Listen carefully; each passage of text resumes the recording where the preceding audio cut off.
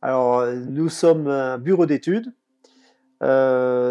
qui conçoit et qui pilote des rénovations énergétiques globales. Alors, lorsque je me suis rendu compte que le bâtiment représentait 50% de la consommation énergétique et des émissions de gaz à effet de serre, si on tient compte du transport lié au bâtiment, à l'activité du bâtiment, de l'acte de construire, eh bien, je me suis rendu compte que c'était un moyen extraordinaire d'agir concrètement pour un développement durable.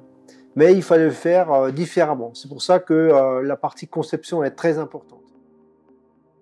L'objectif, c'est de faire des rénovations énergétiques qui soient à la fois performantes, qui visent des ultimes.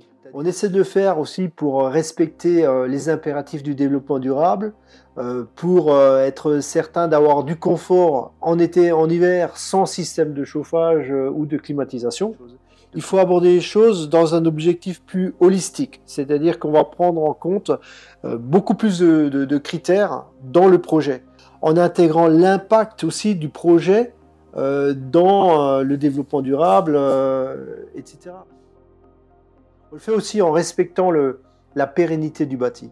C'est-à-dire qu'il ne s'agit pas de faire des rénovations énergétiques qui mettraient à mal le fonctionnement hygrothermique d'un bâtiment, la capacité de régulation d'hygrométrie des matériaux.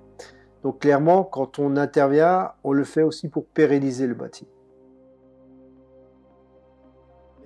On est sur des divisions par 10 des besoins énergétiques et de la dépendance du bâtiment et donc de son impact environnemental, et des divisions par 40 de l'impact CO2 du bâtiment. Donc on est sur vraiment le vecteur principal d'action dans le développement durable.